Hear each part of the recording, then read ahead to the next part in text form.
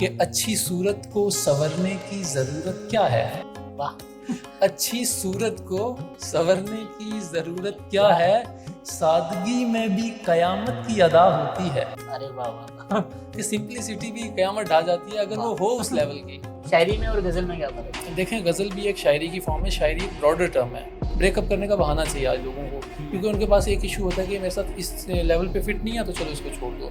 इस पर एक शायर ने शेर लिखा था कि ये पहला इश्क है तुम्हारा सोच लो। ये पहला इश्क है तुम्हारा सोच लो, मेरे लिए ये रास्ता नया नहीं है। क्या बात है। मैं पुराना हूँ इस पे। कभी कभी ऐसा होता है ना कि आप रिलेशनशिप में होते हो, आप फिर ब्रेकअप हो गया, उसकी शादी कहीं हो जाती है, फिर कहीं जाके उनकी एक ऐसी मुलाकात हो जाती है तो उस पर कुछ लिखा है। जे मिल पईए कदे राहों विच हाल एक दूजे दा, कुछ लईए गैरां दे आखे लग लग के, सजना नूं नहीं अजमाईदा, तैनूं की दसां तू जानदा नहीं ये दिल दी गल तबीबा वे।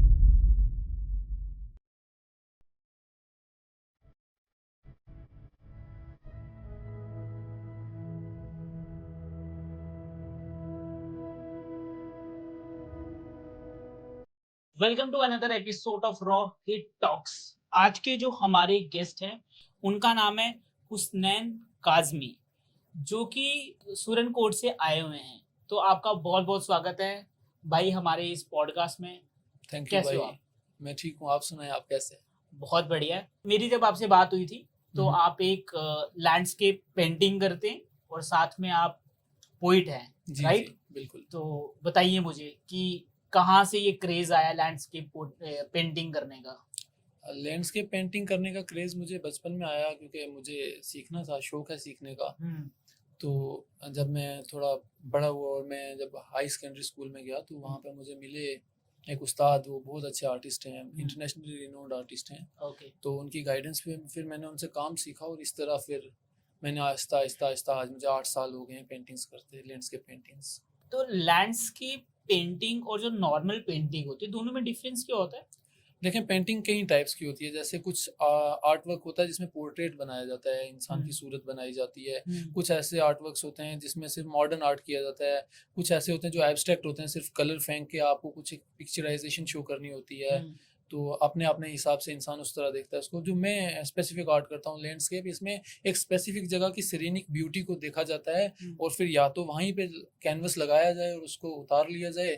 आइदर हम ये कर सकते हैं कि हमने मेरे दिमाग में एक अच्छी सी पिक्चर आ गई है तो मैंने इमेजिनेशन में एक बहुत अच्छी जगह देख ली है, तो मैंने क्या करना है कि घर पे बैठना है, कैनवस लेना है, कलर्स लेने हैं, उसको कैनवस पे उतार लेना है हूबहू।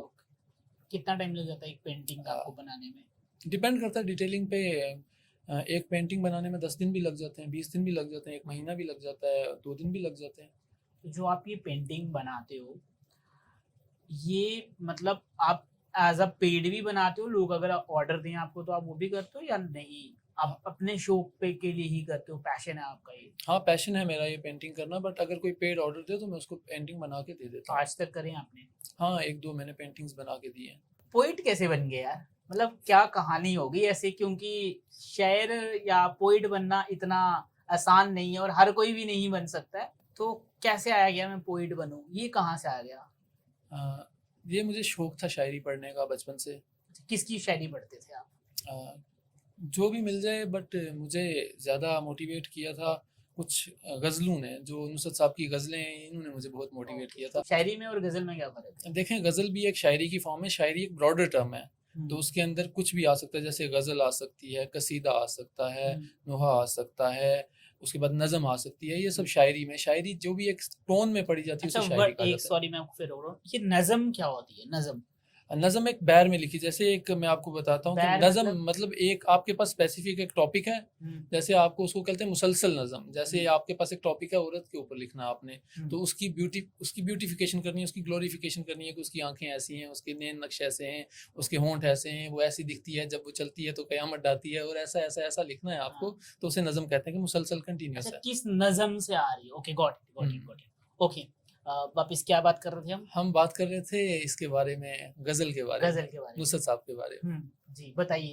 तो कब से ये क्रेज है, मतलब कौन सी चीज से आपको लगा कि मतलब पढ़ना शुरू किया आपने? उनकी एक नज़म है, मैं आपको उनकी एक गज़ल है, उसका एक शेर है, मैं आपको सुनाता हूँ। बिल्कुल सुनाइए।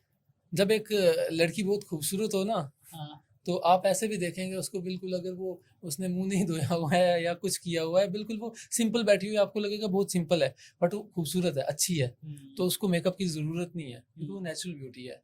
तो उसके ऊपर एक शेर है कि अच्छी सूरत को संवरने की ज़रूरत क्या है।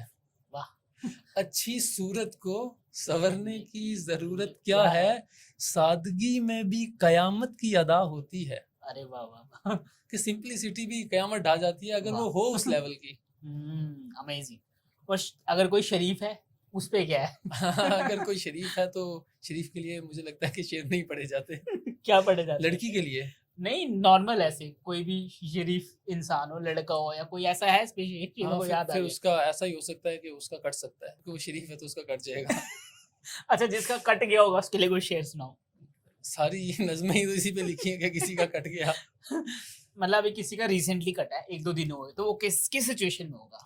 वो इसी सिचुएशन में होगा कि पहले तो वो एरोगेंस में होगा कि जा रही है, जाने दो।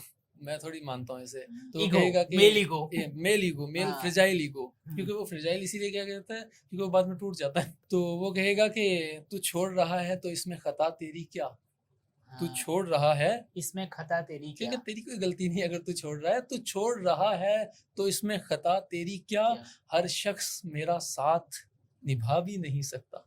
वाह वाह वाह, क्या बात है भाई, ग्रेट। ओके, और कोई अगर एक लड़का नया नया प्यार में पड़ा है, हम्म, उसके लिए क्या है? वो लिखेगा तुम तो तस्वीर में भी चलती हुई लगती हो और ऐसा लगता है कि सीने से अभी लगती हो। झंग पाकिस्तान का शहर है। तो तुम तो तस्वीर में भी चलती हुई लगती हो और ऐसा लगता है कि सीने से अभी लगती हो, क्या और बात। सारे मौसम हैं मेरे संग कि तू झंग में है, जून की धूप में सावन की झड़ी लगती हो और इस दुपट्टे से तो दस्तार की बू आती है, तुम किसी ऊंची हवेली की पली लगती हो। क्या बात है भाई। अच्छा, अगर मान के चलो अभी कोई जेनजी, एक सिचुएशन देता हूँ हाँ मैं जी, हाँ आपको। जी, आप सिचुएशन पे बना देते हो ना। बिल्कुल। अभी जैसे सोशल मीडिया का दौर है, अच्छा। ठीक है, लोग सोशल मीडिया पे कनेक्ट होते हैं। हाँ जी, हाँ जी, हाँ जी, हाँ जी। अगर कोई अभी नया नया बात कर रहा है, थोड़ी थोड़ी बात होना शुरू हुई है, स्टोरी पे हम्म, रिप्लाईज आ रहे हैं, बीच में मैसेज आ रहा है, काफी काफी गैप भी है, लेकिन फिर आ रहा है जा रहा है, तो मतलब ऑन ऑफ सिचुएशन चल रही है। चल रही है। बट उसमें ना दोनों थोड़े थोड़े प्यार में है, ठीक है। उनके लिए क्या कहना चाहेंगे आप? अली ज़रियून बड़े फेमस शायर हैं। अली ज़ियोन बड़े। अली ज़रियून एक बहुत फेमस शायर हैं, पाकिस्तान के बहुत अच्छे शायर हैं। आप पाकिस्तानी शेर को ज्यादा सुनते हो? हाँ, नहीं, मैं सबको सुनता हूँ, जिसका मुझे भा जाए, दिल के अंदर पार हो जाए तो बस। ओके। तो अली ज़रियून फरमाते हैं कि जागना और जगा के सो जाना।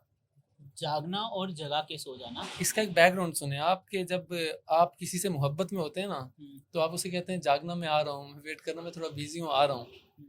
तो आपको कोई जगा रहा है, किसी ने कह दिया आपको कि आप जागे, मैं आ रहा हूँ अभी आऊंगा, और आप खुद सो गए।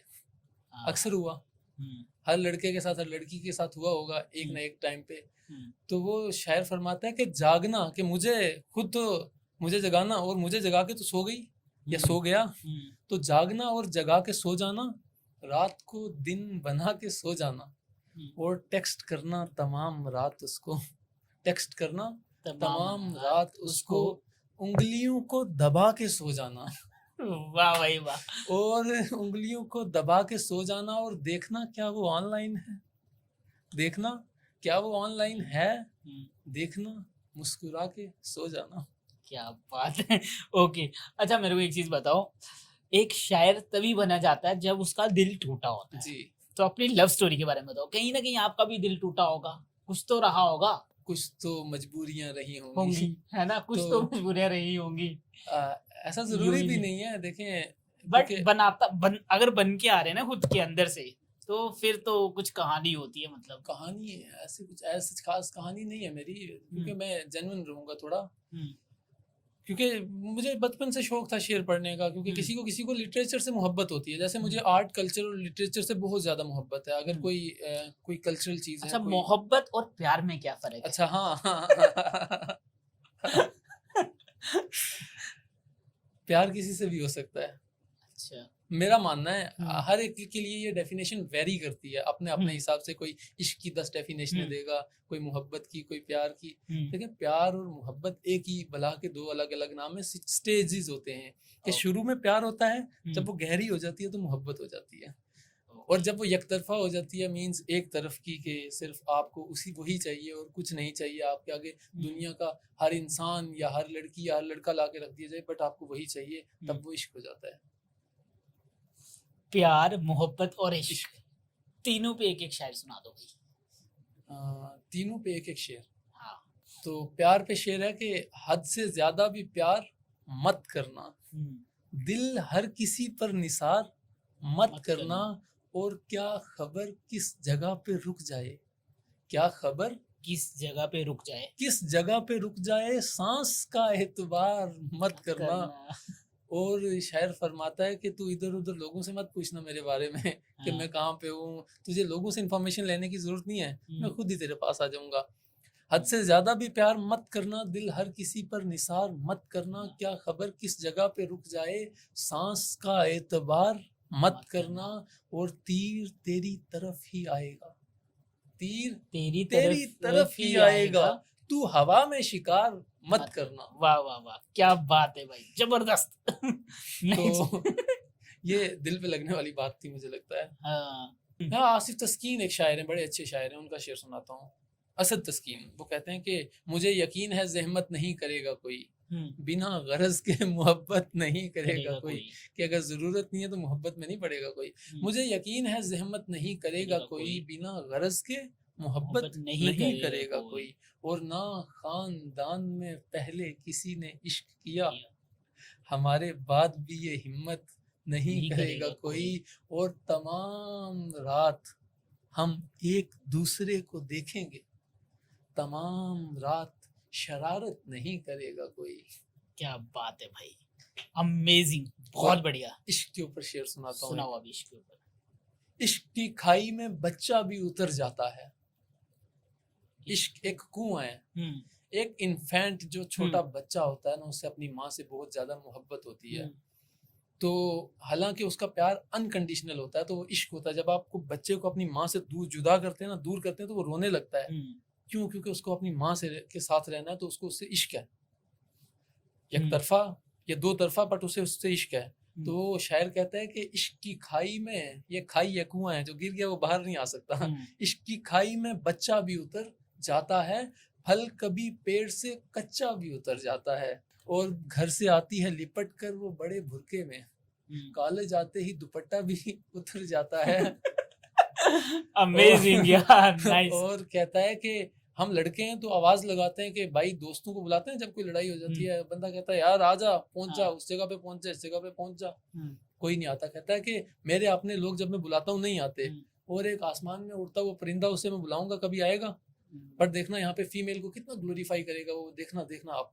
वो कहता है कि इश्क की खाई में बच्चा भी उतर जाता है, फल कभी पेड़ से कच्चा भी उतर जाता है, और घर से आती है लिपट कर वो बड़े भुरके में, कॉलेज आते ही दुपट्टा भी उतर जाता है, और मेरे कहने पे मेरे लोग नहीं आए कभी, मेरे कहने पे मेरे लोग नहीं आए कभी, उसके हाथों पे परिंदा भी उतर जाता है। वाह वाह वाह वाह वाह, अमेजिंग यार। एक पे मैं भी सुनाता हूँ प्यार पे। बिल्कुल, मैंने भी कहीं से इरशाद पढ़ा था। इरशाद इरशाद। एक तरफा प्यार हार रहा है, एक तरफा प्यार हार हार रहा रहा है। है, खुश वो हैं जो दो जगह मुंह मार रहे हैं। ये मैंने कहीं देखा था। बट ये एक सही नहीं रियलिटी बना। है, किसी ने लिखा है कुछ, बट ये एक रियलिटी है आज के समाज की। क्योंकि वो वक्त चला गया, गुजर गया वो दौर। अल्लामा इकबाल का एक शेर है कि गुजर गया वो दौर साकी के छुप के पीते थे पीने वाले, बनेगा सारा जहान में खाना, हर कोई बादा ख्वार होगा। तो वो पुराना वक्त चला गया। अब लोग हुकअप कल्चर में इस तरह घुस गए हैं, इस ये तरह मैंने इसलिए तो ट्रेंडिंग। इंडल्ज हो गए हैं कि उनको उसके अलावा कुछ नजर ही नहीं आता है। तो वो कहते हैं ना, जेला है मैंने 365 दुखों का साल, जेला है मैंने 365 दुखों का साल, चाहो तो पिछले 12 महीनों से पूछ लो, चाहो तो पिछले 12 महीनों से पूछ लो। ये तो दर्द वाली बात है। कोई आपकी पर्सनल लाइफ या कुछ ऐसा रहा होगा रिलेशनशिप या कोई फ्रेंड का जहाँ पे आपको क्रेज बना लिखने का और ये सब इस तरह के शेयर? लिखने का क्रेज़ मुझे क्योंकि मैं सिचुएशन पे लिख देता हूँ। जैसे मैंने आज एक शेर सुना जिसमें दिल टूटने की बात हुई है, तो मैंने उस सिचुएशन को अज़्यूम किया, दिमाग में बिठाया कि यार कैसे दिल टूट गया उस बंदे का और इसने इतना दर्द भरा क्यों लिखा। चलो, अगर ऐसी सिचुएशन होती है तो एक मैं इमेजिन कर लेता हूँ, या लोगों की देखता रहता है इंसान कि यार उसका ये हो गया, उसका ये हो गया, उसका ये हो गया, उसका ये हो गया, और सिचुएशनल फिर लिखना शुरू कर देता हूँ। आप किस-किस की पोएट्रीज़ पढ़ते थे? मैं सबकी पोएट्रीज़ पढ़ता हूँ, जॉन एलिया को पढ़ता हूँ मैं। जॉनी लिया साहब बहुत ही फेमस, बहुत ही एंड लेवल के, बहुत सही लिखते हैं। कोई उनका शेर आपको याद बहुत आ रहा सही हो तो? लिखते हैं। तो जॉन एलिया साहब फरमाते हैं कि चारा साज़ों की चारा साज़ी से चारा दर्द, साज़ी चारा के साज़ कहते हैं कोशिश करने वाले को, कोई चारा ओके, करने की कोशिश ओके। कर रहा है, मतलब कि चारा साज़ों की चारा साज़ी से दर्द बदनाम तो नहीं होगा। हुँ, हाँ, दवा दो हुँ, मगर ये बतला दो हुँ। मुझे आराम तो नहीं होगा। क्या बात है! और अब तो जिस तौर भी गुज़र जाए, हुँ, कोई इसरार ज़िंदगी से नहीं, उसके गम में किया सभी को माफ़, कोई शिकवा भी अब किसी से नहीं। और उनका बहुत फेमस शेर कि तुम जब आओगी तो खोया हुआ पाओगी मुझे, हुँ, मेरी तन्हाई में ख्वाबों के सिवा कुछ भी नहीं, और मेरे कमरे को सजाने की तमन्ना है तुम्हें, हुँ। मेरे कमरे में किताबों के सिवा कुछ भी नहीं, और इन किताबों ने बड़ा जुल्म किया है मुझ पे, इनमें एक रम्ज़ है जिस रम्ज़ का मारा हुआ जहन मुजदाए इशरत अंजाम नहीं पा सकता, ज़िंदगी में कभी आराम नहीं पा सकता। वाह, वाह, वाह! बहुत बढ़िया यार, बहुत अमेज़िंग। अच्छा, मेरे को एक चीज़ याद आ रही थी, आपने कल रात को मेरे को ना कॉल पे एक शेर सुनाया था, वो कौन-सा था? वो सुना तो नहीं दिया अभी? हाँ, सुनाया मैंने आपको वो। सुना दिया? हाँ। ओके। अच्छा, भाई ये बताओ कि अगर कोई किसी इंसान को पोएट बनना है, तो उसको कहाँ से शुरुआत करनी चाहिए? उसको शुरुआत करनी चाहिए सुनने से और पढ़ने से। सुनने से। कौन-कौन सी बुक्स आपने पढ़ी हैं? क्योंकि पढ़ाई बहुत मैटर करती है बहुत इसमें। मैटर करती है। मैं जॉन एलिया को और अल्लामा इकबाल को ज़्यादा पढ़ता हूँ। मतलब आपकी बिगिनिंग वाली बुक कौन-सी होनी चाहिए? आप बिगिनिंग में आप मैं रिकमेंड करूँगा, आज सोशल मीडिया का वक़्त है तो आपको बुक्स ज़्यादा ज़रूरी नहीं है। अच्छा। क्योंकि जब एक शायर बोल के कनेक्ट करता है ना आपसे, तो वो हुँ, आपके शेर को दिल में उतार देता है। हाँ। इसके बरक्स के मैं किताब से पढ़ूँ तो मैं उसको फ़ील कभी नहीं कर पाऊँगा। हुँ, तो बेहतर है कि आप किसी एक शायर को पकड़ लें, हुँ, 2 को पकड़ लें, 3 को पकड़ लें और हुँ, उन्हें सुनें, हुँ, कंटिन्यूअसली सुनें। हुँ। जैसे एक शेर है, जब तक शेर याद नहीं होगा आप उस शेर को फ़ील नहीं कर पाओगे। हाँ, शेर याद करना बहुत ज़रूरी है। शेर याद हो गया, उसके हाँ। बाद दूसरा याद हो गया, तीसरा याद हो गया, और अब आपको एक समझ आ गई है कि लिखा कैसे जाता है, ये होता क्या है। हुँ। तो फिर उसके बाद जब आपको सिचुएशन लगेगी और आपको कहीं धक्का लगा और हार्ट ब्रेक हुआ, तो समझो सिचुएशन के अकॉर्डिंग उसको पोएट्री आ गई आपके पास। कोई शायर है जो इस लाइन में आ रहा है, क्योंकि इसमें पहले के टाइम पे तो बहुत मुश्किल होता था, अगर हम पेरेंट्स को भी बोलते थे कि यार मुझे ये बनना है, तो कोई करियर ऑप्शन नहीं होता था, नहीं होता था, है ना? बिल्कुल। आज के टाइम पे तो चलो सोशल मीडिया या बहुत सारे ओपन माइक्स हो रहे हैं, या बहुत सारे आप स्टैंड अप कॉमेडी की साइड भी जा सकते हो, या किसी और जगह भी जा सकते हो। प्लेटफॉर्म में एक बहुत बड़े आर्टिस्ट बन के आओगे, मूवीज तक में आप जा सकते हो, वहाँ पे भी आपको काम मिलेगा। आप एक शायर ही फिर बाद में एक बहुत अच्छे गाने भी लिख सकता है। कोई गाना या कुछ इस तरीके से, क्योंकि कहीं न कहीं जो लिरिक्स होते हैं, पोएट होती है, शायर होते हैं, ये सारी चीज़ें एक दूसरे के साथ रिलेटेड, सही बोल रहा हूँ मैं? बिल्कुल, बिल्कुल तो रिलेट है। एक इंसान अब इस लाइन में आएगा, कहीं न कहीं फिर उसका एंड वही होता है। तो आपका क्या है कि मतलब आप ये लिख रहे हो, तो आप क्या सोच रहे हो कि आने वाले जो टाइम है, उसमें आपने क्या करना और कहाँ तक जाना है इसमें आगे? फ्यूचर प्लान क्या आने है? वाले टाइम में मैं चाहता हूँ कि अगर चीज़ें सपोर्टिव रही, क्योंकि हालात और वक्त भी सपोर्ट करने चाहिए, आपकी हुँ, शायरी सिर्फ एक ज़रिया नहीं है, क्योंकि बहुत अच्छे अच्छे शायर मेरे इलाके में ऐसे हैं जिनकी दीवान धूल खा रहे हैं और आगे वो प्रमोट नहीं हो पा रहे हैं। हुँ, बहुत बेहतरीन शायर है मेरे हुँ, इलाके में। तो हर एक ज़रूरी नहीं है कि पहुँचे उस मुकाम पे, बट हुँ, अगर मुझे मौका मिले तो मैं ज़रूर चाहूँगा कि मैं अपनी बुक पब्लिश करूँ, हुँ, जो कि मैं इंशाल्लाह अगले 1 साल में कर दूँगा। हुँ, तो उसके अलावा मैं चाहूँगा कि अच्छे-अच्छे मुशायरों में अटेंड किया जाए, जैसे रेख्ता के कुछ हुँ, अच्छे इवेंट्स होते हैं, जश्न रेख्ता, तो उसमें हुँ। जाया जाए। Okay, alright. अच्छा, भाई ये बताओ कि जैसे आप सुरनकोट में रहते हो और जम्मू में रहते हैं लोग, वहाँ का जो कल्चर है और यहाँ का कल्चर है, डिफरेंस क्या है? वहाँ की लाइफ और यहाँ की लाइफ आपको कैसी क्या डिफरेंस लगा आपको उसमें? देखें वहाँ पे जोग्राफिकल डिफरेंस भी है और कल्चरल डिफरेंस भी है। कल्चरल क्या डिफरेंस है? जैसे यहाँ पे डोगरी कल्चर ज़्यादा है, वो एरिया पहाड़ी है तो वहाँ पे पहाड़ी कल्चर है। पहाड़ी लोग ऐसे क्या करते हैं जो डोगरी लोग नहीं करते? लेकिन डोगरी लोग अपने आप में वो सब कुछ करते हैं, बट वहाँ पे उसको एक अलग नाम दे दिया जाएगा। पर पहाड़ी चीज़ों में और भी काफ़ी ज़्यादा फर्क। सबसे पहले तो कल्चर टेरेन पे डिपेंड करता है। जैसे आप जिस एरिया से आते हो वहाँ पे आपका कल्चर डिपेंड करता है। आप क्या खाओगे, आप क्या पियोगे, आप क्या पहनोगे, ये डिपेंड करता है कि आपकी ज्योग्राफी और आपका वेदर कैसा है। मेरा कहने का मतलब ये था कि वहाँ का जो यूथ है उनका माइंडसेट क्या है, वहाँ पे वो क्या चाहते हैं कि वो बड़े होके क्या बने। आई नो कि वहाँ पे भी सोशल मीडिया चलाते हैं लोग ये, बट ज़्यादातर लोगों का माइंडसेट किस डायरेक्शन में जा रहा है? क्या वो जॉब में कौन सी वाली जॉब को प्रेफर कर रहे हैं? गवर्नमेंट जॉब तो ऑब्वियसली जम्मू एंड कश्मीर में रह रहे हैं तो यहाँ पे बहुत सारे लोग का पहला ड्रीम तो यही होता है कि हम गवर्नमेंट जॉब करें, बिल्कुल। ठीक है। उसके बाद वो मतलब आर्टिस्ट लोग वहाँ से उभर रहे हैं, उनके अंदर टैलेंट है या प्लेटफॉर्म नहीं मिल रहा, क्या है? थोड़ा बताओ अपने एरिया के बारे में। मैं बताता हूँ आपको कि हमारे एरिया में ना काफ़ी लोग ऐसे हैं जो मतलब यूथ जो है वो अब ये सरकारी नौकरी के मिथ को छोड़ रहा है। बट कुछ ऐसे अभी भी बहुत ज़्यादा लोग मौजूद हैं, क्योंकि वही आपने जैसे कहा कि फर्स्ट प्रेफरेंस रहती है उनकी, तो फर्स्ट प्रेफरेंस कहीं ना कहीं सब कॉन्शियस में समाज ने बिठा दी हुई है कि भाई सरकारी नौकरी, क्योंकि दामाद सरकारी मुलाजिम चाहिए ना लोगों को, सरकारी नौकरी वाला दामाद चाहिए उनको। और उसके बाद बाकी यूथ अब बिजनेस में ज़्यादा इंडल्ज हो रहा है। अच्छा, तो किस चीज़ों तरह का को- बिजनेस वहाँ पे अच्छा फ्लो है? हर तरह का बिजनेस चल जाता है, देखें क्योंकि मार्केट वहाँ पे अच्छी है। अगर कोई मार्केट टोन कितनी में अच्छी रह है? रहा है ना तो वो कोई भी बिजनेस कर सकता है। कोई रेस्टोरेंट खोल सकता है, कोई छोटी मोटी रिटेल की शॉप खोल सकता है, कोई कपड़ों की शॉप खोल सकता है। बट ऐसा है कि ज्यादातर बिजनेस बिजनेस डिपेंड करता है किस चीज पे, पॉपुलेशन पे। हाँ, मेरे पास फुटफॉल कितना है? हाँ वहाँ पे कितना लोग रहता है, तो वहाँ पे लोग जो है ना वो कम रहता है, और हर एक इंसान के पास अफोर्डेबिलिटी नहीं है, कि हर एक इंसान के पास इनकम सोर्स नहीं है। वहाँ इनकम सोर्स बहुत कम है, तो इस मामले में थोड़ा वो है। वहाँ के आर्टिस्ट वगैरह लोग आर्टिस्ट फील्ड में भी होंगे हाँ काफी सारे? आर्टिस्ट काफी अच्छे मतलब हैं किस वहाँ किस के। तरह के, कौन से वहाँ आर्टिस्ट पे के नाम? सिंगर्स हैं बहुत अच्छे, अच्छा, गाने अच्छे गाते हैं? बहुत अच्छे सिंगर्स हैं, एलीट किस्म के सिंगर्स हैं हमारे पास। वहाँ पे जो अपने फोक सिंगर्स होते हैं ना वहाँ के, कल्चरल जो कल्चरल गाने गाते हैं, जैसे गोजरी बैत गाते हैं, पहाड़ी गीत अच्छा, गाते हैं, अच्छा। वैसे लोग हैं हमारे पास वहाँ पे। और उसके बाद ऐसे सिंगर्स भी हैं हमारे वहाँ पे जो नेशनल लेवल पे मतलब रिनाउंड हैं, अच्छा गाते हैं, अच्छा काम करते हैं। उसके बाद वहाँ पे राइटर्स हैं बहुत अच्छे, ये तो आपको मैंने पहले भी बता दिया। आप भी तो अच्छे राइटर। तो नहीं अरे है हाँ, ना? तो उसके बाद अच्छा लिखते हैं। और उसके बाद कुछ ऐसा लोग हैं जो और काफ़ी ज़्यादा अच्छा काम करते हैं, जैसे क्रिएटिविटी में वो बहुत अच्छे हैं, कैलीग्राफी करते हैं बहुत अच्छी। उसके बाद कुछ पोर्टर्स हैं जो क्ले मॉडलिंग करते हैं। अच्छा क्ले मॉडलिंग है, मिट्टी के बर्तन नहीं होते, हाँ हाँ हाँ, got it। वो बनाते हैं वहाँ पे। और उसके बाद पेंटिंग में तो मैं स्पेशली मेंशन करना चाहूँगा अपने उस्ताद को। उनका कोई मतलब उनका कोई हाथ नहीं पकड़ सकता उस काम में वहाँ पे। अच्छा तारक महमूद सैफी साहब, तो वो बहुत एलीट किस्म के आर्टिस्ट हैं। अच्छा, तो बड़े वर्सिटाइल हैं वो अपने आप में, और अच्छी पर्सनैलिटी है। और जो भी इंसान आर्टिस्ट होता है वो अपने आप में ही अच्छी पर्सनैलिटी हो जाता है, क्योंकि उसको डेवलप करनी पड़ती है वो चीज़ साथ में।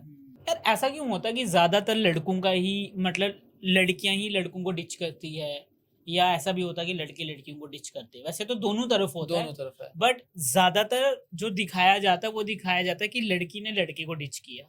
एक्चुअली होता क्या है कि जब आप नए नए गए मोहब्बत में, आप नहीं, पुराने प्यार थे। में गए, पहले इंसान प्यार में जाता है, चलो प्यार मोहब्बत तो में उसके बाद होगी। आप नए नए प्यार में गए और आपने किसी के साथ रिलेशनशिप रखा, बट मे बी पॉसिबल आपका पहले एक दफा ब्रेकअप हुआ हो। तो जब आपने पहला रिलेशन रखा था तब तो आपको ट्रस्ट इतना ज्यादा था उस पे कि आपको लगता था कि यही मेरी जान है और इसके अलावा कोई नहीं है। तो जब उसने आपको डिच किया XYZ रीजन के लिए या किसी लड़के के लिए, पहले आपने प्यार कर लिया, इश्क कर लिया, सब कुछ कर लिया, या उस औरत ने कर लिया। सबसे पहले आपने एक लड़की से रिलेशनशिप रखा, उसने आपको डिच कर दिया, आप अकेले थे, वो चली गई छोड़ के आपको। अब आपको वापस वैसा ट्रस्ट बिल्ड हो सकता है? नहीं हो सकता, टाइम लगेगा। अब आपने नया रिलेशनशिप रखा, और अब नए रिलेशनशिप में क्या है कि जो आप जिस लड़की से रिलेशनशिप रख रहे हो, इसने कभी रिलेशनशिप नहीं रखा, ये तो आप पे 100% ट्रस्ट कर रही है, बट अब आपका तो टूटा हुआ है, आप तो वैसा कर नहीं पाओगे इस पे, तो फिर आप यहाँ से चले जाओगे। तो ऐसे ही चलता है सिलसिला कि एक ने क्विट कर दिया, दूसरे ने क्विट कर दिया, या कंपैटिबिलिटी का, आज के मॉडर्न सिविलाइजेशन में कंपैटिबिलिटी का बहुत इशू है कि जैसे ये मेरी बात नहीं मानता, इसको छोड़ दो, मेरा फोन नहीं उठाया इसने, चलो इसको छोड़ दो। ब्रेकअप करने का बहाना चाहिए आज लोगों को, क्योंकि उनके पास एक इशू होता है कि मेरे साथ इस लेवल पे फिट नहीं है, तो चलो इसको छोड़ दो। इस पे एक शायर ने शेर लिखा था कि ये पहला इश्क है तुम्हारा सोच लो, ये पहला इश्क है तुम्हारा सोच लो, मेरे लिए ये रास्ता नया नहीं है। क्या बात है। मैं पुराना हूँ इस पे। तो जो जितना पुराना होता है वो इतना मजा हुआ खिलाड़ी बन जाता है। उसको टैकल करना आया थी उसको बेसिकली। टैकल करना रहता है। बट मेरा यही सजेशन है कि कोई किसी का दिल मत तोड़े। लेकिन इश्क करना चाहिए, बहुत खूबसूरत चीज है। हाँ, प्यार करना चाहिए, इश्क नहीं करना चाहिए। इश्क नहीं करना चाहिए, हाँ, प्यार करना चाहिए। अच्छा यार, बड़ी कंफ्यूजन है यार, इश्क, प्यार, मोहब्बत, क्या करें इन तीनों में से? मैं कहता हूँ प्यार कर लो। प्यार कर लो। प्यार तो पहली स्टेज है। प्यार कर लो, मोहब्बत कर लो, इश्क मत करो। इश्क आपको रुला देगा। क्या है इश्क, फिर सुनाओ इश्क के बारे में। इश्क का फलसफा ही ऐसा है कि अगर आपको किसी से इश्क हो जाए, आपको अपना ख्याल नहीं रहता, सिर्फ उसी का ख्याल रहता है। तो तो स्टार्टिंग में तो ऐसा होता है ना कि अगर कोई लड़का किसी रिलेशनशिप में आ रहा है तो उसको खाना, मतलब भूख भी नहीं लगती, वो हमेशा उसके बारे में सोचता है, इंतजार करता है उसके टेक्स्ट का, अभी रिप्लाई आएगा। फिर मतलब हमेशा, चाहे वो कोई भी काम कर रहा हो या कहीं पे भी हो, मतलब हर 2 मिनट के बाद उसका ध्यान उसी की साइड जाने वाला होता है। तो उसको क्या, वो प्यार है, अट्रैक्शन है, इश्क है, मोहब्बत है, क्या है? वो अट्रैक्शन ही है। अट्रैक्शन है।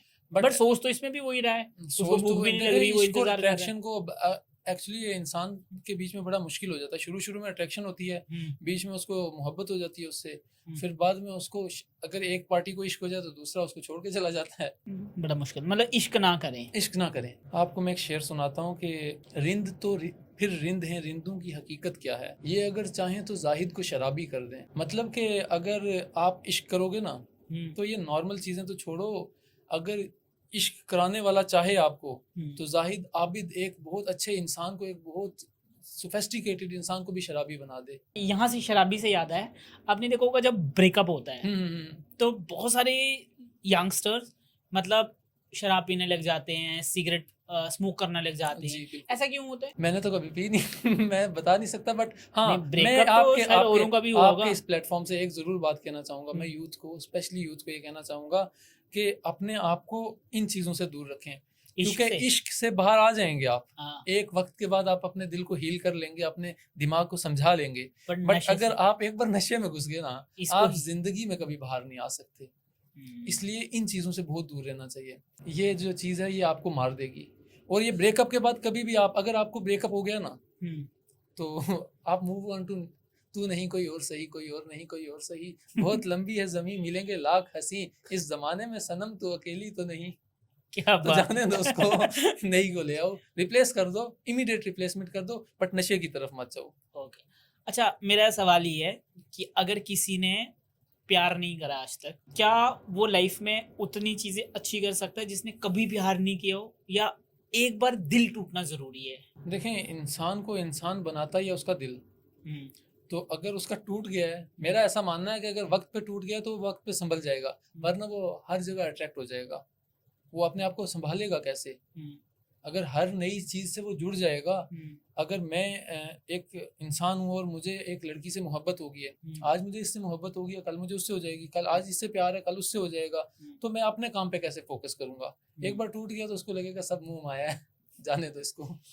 मेरा पर्सनली क्या मानना है, मैं तो मतलब ऐसा समझता हूँ कि जिंदगी में ना एक बार जरूर प्यार करना चाहिए। बिल्कुल। क्योंकि जब एक बार एक इंसान प्यार करता है ना, उसको सब कुछ समझ आ जाता है, क्या सही है क्या गलत है। और प्यार के बाद ना उसका ब्रेकअप होना जरूरी है, जरूरी है, बिल्कुल क्योंकि जरूरी है। उसको एहसास होगा, वो उभरेगा वहां से, बिल्कुल। उसको पता चलेगा यार कि वो जो, क्योंकि जब हम एक प्यार में होते हैं इनिशियल डेज में या धीरे धीरे, उसमें हमारी जिंदगी के सबसे खूबसूरत दिन होते हैं और सबसे खराब दिन भी उसी रिलेशन में होते बिल्कुल। हैं। ऐसा ही होता है।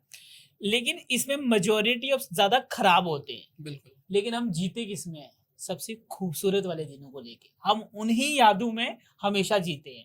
इसीलिए ज्यादातर लड़के क्या करते हैं कि वो चैट्स, अपनी पुरानी चैट्स पढ़ते हैं, क्योंकि वो उन मेमोरी में रहते हैं, समझ गए? उसको फील करते हैं। हाँ, तो इस पे कुछ सुनाएंगे आप? मैं आपको एक नज़म सुनाता हूँ जिसमें तहजीब हाफी ने बहुत अच्छे तरीके से ये डिपिक्ट किया है कि प्यार की पहली स्टेज क्या होती है, दूसरी क्या होती है, ब्रेकअप की स्टेज क्या होती है। और अगर एक लड़की का पहले ब्रेकअप हो चुका है, वो आपके पास आई है, आपका पहले ब्रेकअप हो चुका है, तो लड़की आपके पास आई है, आप दोनों ने एक नया रिलेशनशिप रखा है, तो इसको कैसे, इसके ऊपर बहुत अच्छी नज़म लिखी है। मतलब हर एक सिचुएशन के ऊपर सही बैठने वाली नज़म तहजीब हाफी की वो है।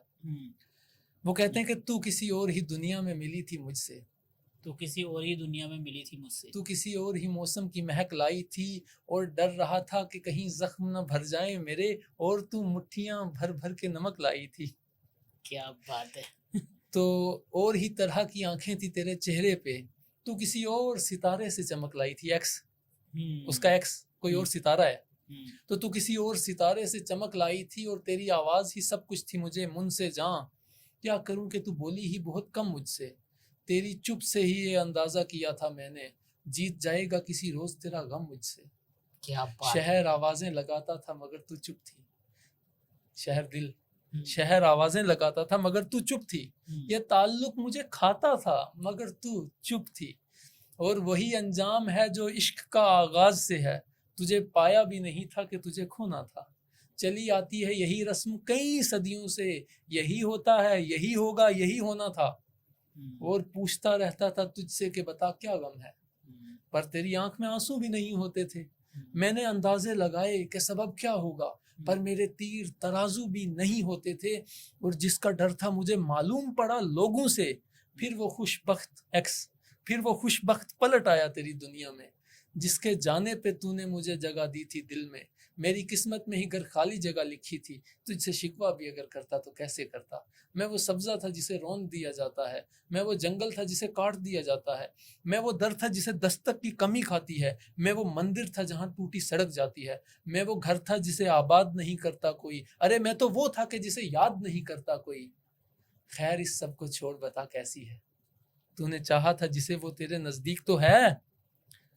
आजकल तू फिर चुप रहती है, बता सब ठीक तो है। क्या बात है भाई, वाह वाह वाह, अमेजिंग। कहते हैं ऐसे देखो हर एक के अपने अपने गॉड है, ठीक बिल्कुल है, भगवान मानते हैं। बट पर्सनली मेरा ऐसा बिलीफ है कि सच्चा प्यार पता कब होता है, जब आपकी आंखों से ना आंसू आ जाए, बिल्कुल अगर आप उसको सामने देखते हो। अगर आप, जैसे हमारे सनातन धर्म में ना, वृंदावन में प्रेमानंद महाराज जी हैं, वो बोलते हैं कि प्यार करना है तो राधा रानी से प्यार करो, बिल्कुल क्योंकि इस दुनिया में हर एक चीज झूठी है और आप हर इंसान के अंदर राधा रानी देखो। हमें तो सिर्फ राधा रानी से ही प्यार है, और जब आपको राधा रानी से प्यार होगा ना, तब आपको सच में समझ आएगा कि प्यार की परिभाषा क्या होती है। तो भगवान से बड़ा कुछ प्यार नहीं है। बिल्कुल अब जब वहाँ उनके साथ प्यार करेंगे ना, तब सब कुछ उनको समर्पित कर देंगे, तो आपको सच में फील होगा कि आपने किसी के लिए प्यार करा है। तो आई थिंक इसको हम इश्क बोलेंगे। बिल्कुल। और इसे कहा जाता है स्पिरिचुअलिटी में इश्क हकीकी। ठीक है, हाँ एक होता है इश्क मिजाजी, हाँ। जो ये लोग करते हैं एक दूसरे से मोहब्बत, जिसे आप कहते हैं या कुछ भी कह लें। हम्म, इश्क हकीकी एक्चुअल में जो दिल जगह है ना, अगर आप इसको देखेंगे तो ये जगह ही उसी के लिए बनाई गई है, अल्लाह ताला के लिए बनाई गई है कि वो यहाँ पे आके रहें, क्योंकि बट इंसान के यहाँ पे हम दिल में इंसान, खुदा बसता है। तो कि इसीलिए कहते हैं किसी का दिल मत तोड़ो, उसमें भगवान। खुदा रहता है। तो अब एक्चुअली क्या है कि दिल अल्लाह के रहने की जगह है, और दिल ही वो जगह है जहाँ पे रखना है, अल्लाह ताला ने रहना है, इसलिए उसको साफ रखना है, उसको पाक रखना है, और इश्क उसी से करना है। क्योंकि जब तक आप उसे इश्क करोगे तो वो आपको देता रहेगा, और वहाँ पे ऐसा नहीं है कि उसके खजाने में कोई कमी है तो वो बोलेगे मैं नहीं दूंगा, ऐसा नहीं है। जब तक आप उससे कनेक्टेड हो और आपको वो फील रहेगी कि मैंने अब, हाँ अब कुछ किया है जाके। वो बात तो है कि मतलब ये तो पर्सनली, मतलब मैंने भी रियलाइज़ करा कि जब हम भगवान के साथ प्यार में होते हैं ना, मतलब मैं आपको एक छोटे सा इंसिडेंट बताता हूँ। अभी जैसे कि मैं बजरंगबली का बहुत बड़ा भक्त हूँ, मैं उनकी वो करता हूँ पूजा वूजा बढ़िया से, ठीक है।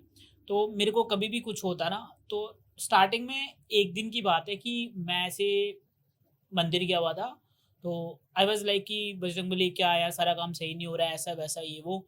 तो then I start chanting Hanuman Chalisa. तो मेरे को समझ नहीं आया, मैंने आइज बंद करी, then I start Hanuman Chalisa chanting करता रहा। और थोड़ी देर के बाद मेरा दिल इतना सॉफ्ट हो गया और मेरी आंखों से आंसू आने लग गए, मैं रोने लग गया। मैं सोचा यार मैं रो क्यों रहा हूँ। फिर मुझे समझ आया कि यार ये प्यार के आंसू है, तेरा कनेक्शन जुड़ गया। जब तुम्हारा कनेक्शन दिल का दिल के साथ कनेक्ट होता ना, तभी तुम्हें एक सच्चा प्यार या सच्चा इश्क फील होता है। बिल्कुल बिल्कुल सही बोल रहे हो आप। तो मतलब आपको ऊपर वाला भगवान जो है, उनसे बड़ा इश्क या उनसे बड़ा प्यार मोहब्बत आपको कोई नहीं दे कोई नहीं सकता दे है। सकता भाई। और इवन आपके पेरेंट्स। भाई आपने पीछे ना अल्लामा इकबाल के बारे में जिक्र करा था, जी जी। उनकी कुछ पोइट्री या शेर हो तो बताइए जरा।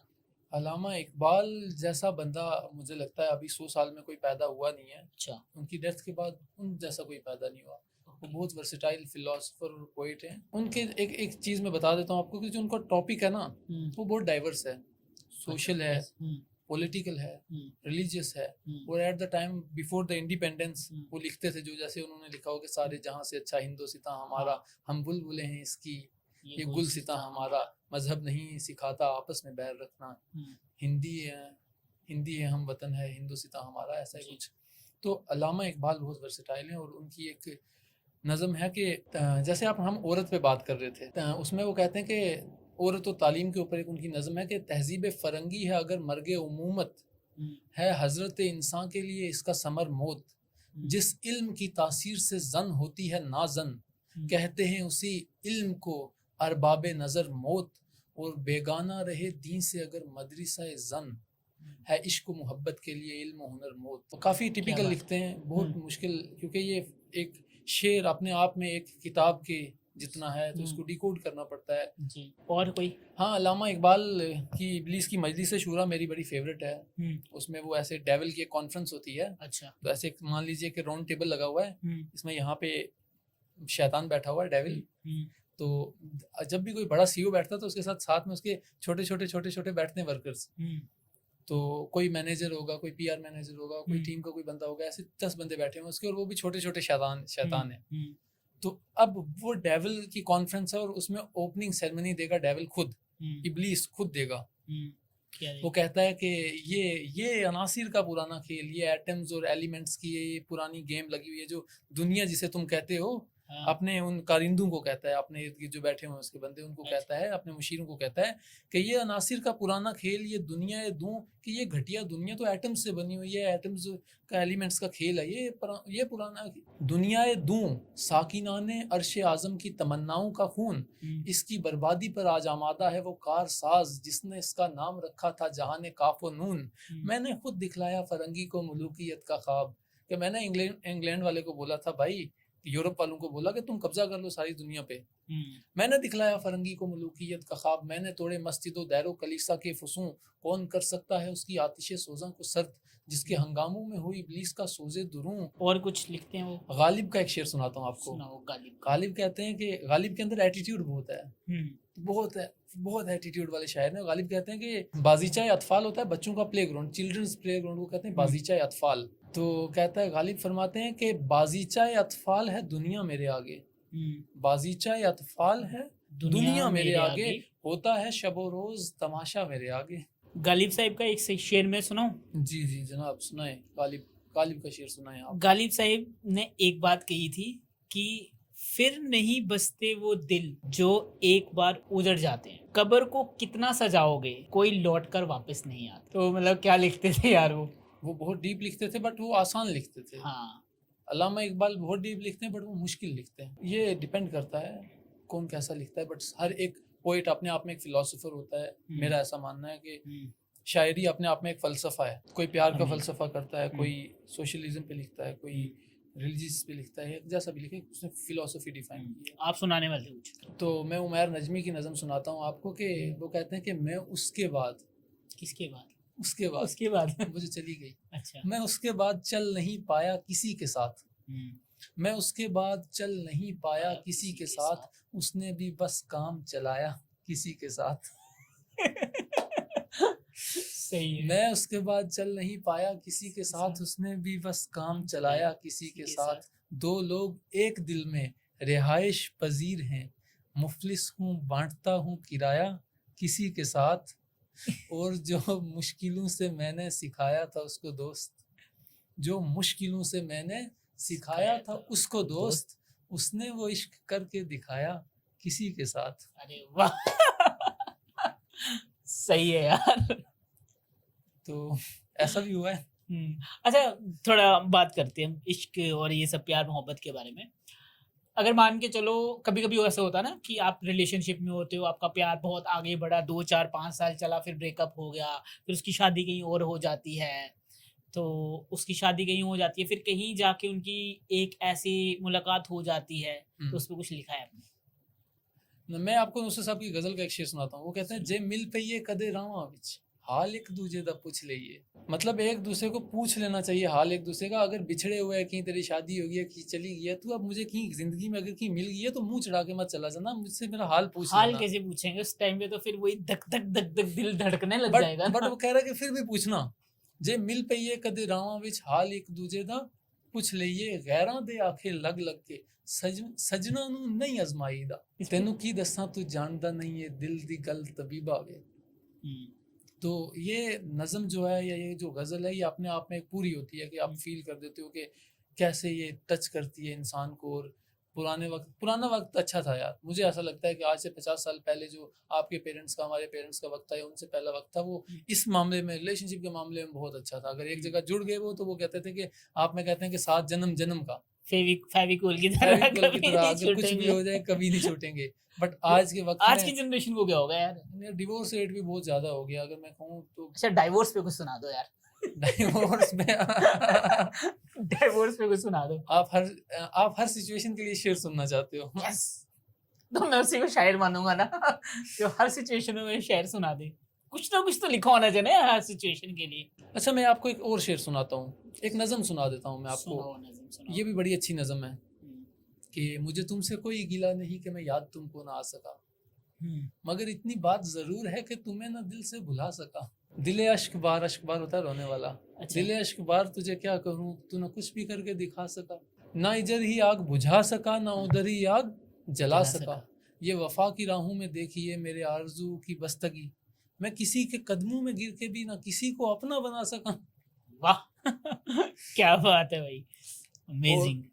फिर कहता है कि लौटाएं खैर से फिर वो दिन के ना आए, चैन तुझे कब्लो दिन के न लगाएं। तुझको गले से हम तो 1000 मिन्नतें किया करे, तेरे सामने तेरा घर जले ना बुझा सके और ना बस चले। तेरे मुंह से निकले यही दुआ कि ना घर किसी का जला करे।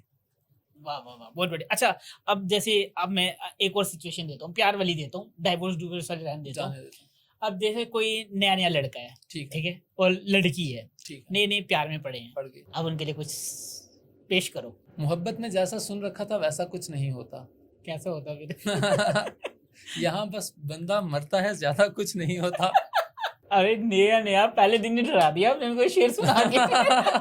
थोड़ा रोमांटिक साइड, मतलब रोमांस होना चाहिए ना। आपको रोमांटिक सुनना है? हाँ। वो कहता है कि रोज कौन सी तेरी दीद होती है। एक दीद देखना है, रोज कौन सी तो दिख जाती है मुझे। अच्छा। दीद और ईद साल में 1-2 बार ही होती है।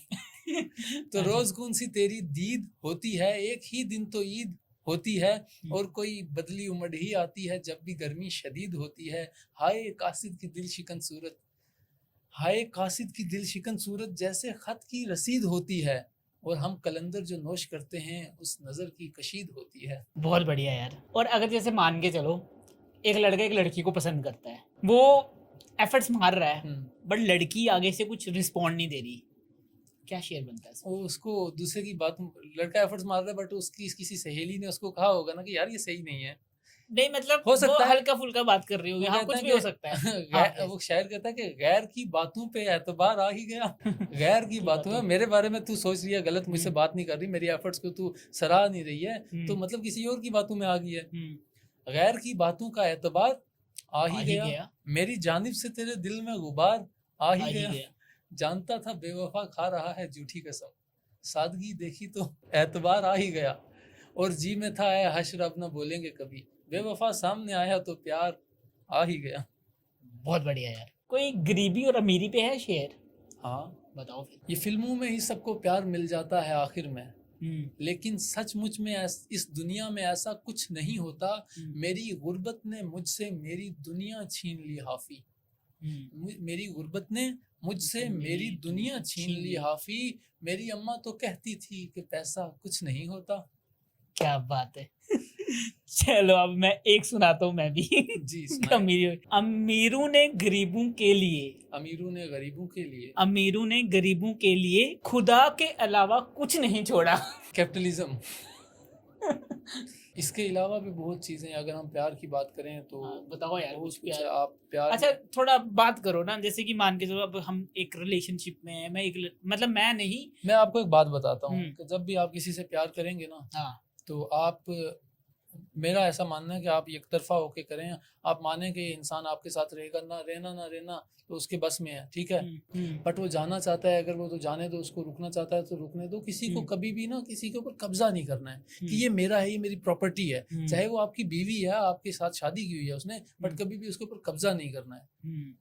तो कुछ फ्रीडम लेने की। फ्रीडम, क्योंकि फ्रीडम होगी तो आपको उसकी रियलिटी पता चलेगी। आप दबा के जब तक रखोगे तब तक आपको ये नहीं पता चलेगा कि ये कैसी है। इसलिए फुल फ्रीडम दे दो। अगर वो आपका है तो कहीं नहीं जाएगा, अगर वो आपका नहीं है तो उसको जाने दो, उसको रोको ही वो मत। आपका कभी था ही नहीं। वो कभी था ही नहीं आपका, तो उसे कभी मत रोकें जो जा रहा है। जाने वाले को कौन रोक सकता है? कोई नहीं ना, आने वाले को रोक सकते ना जाने वाले को। बिल्कुल। ये तो आने वाले को फिर भी किसी हद तक, क्योंकि मैं एक रिलेशनशिप में हूँ, मेरे पास कोई नया आ रहा है अगर, तो मैं तो बोलूंगा कि भाई मैं नहीं आपके साथ कर सकता, क्योंकि मैं रिलेशनशिप में हूँ, मैं शादीशुदा इंसान हूँ, या मेरा कोई रिलेशनशिप है या कुछ सीरियस वाला चल रहा है। बट क्या है कि आने वाले को रोक लो, बट जाने वाले को कभी मत रोको। वो जाने से पहले ही जा चुका है। क्योंकि एक फितरत होती है इंसान की कि वो जाने का इरादा पहले करता है, कहता बाद में है। जैसे आपने कल कोई काम करना है, प्लान आज बनाया होगा, उसके दिमाग में वो पहले ही चल रहा होता है कि यार अब मुझे छोड़ना है वो, क्योंकि ऐसा नहीं होता कि ब्रेकअप आज हो रहा है, ब्रेकअप की प्लानिंग बहुत देर पहले से हो रही होती है, लेकिन उसको डिक्लेयर उस दिन किया जाता है कि अब से हम नहीं रहेंगे, अब से हम नहीं रहेंगे। क्योंकि वो आपकी गलतियों को तब से नोट करते जा रही है और आपको शायद मौके देते जा रहे हैं, और उसके बाद फिर कहीं ना कहीं वो खत्म हो जाता है। जरूरी नहीं है कि आपकी गलती हो, मतलब गलती हो या कुछ भी हो, पर या जाना है, जिसने जाना उसको जाने दो। लेकिन मेरे को ऐसा लगता है कि लड़की हमेशा बेटर की तलाश में होती है।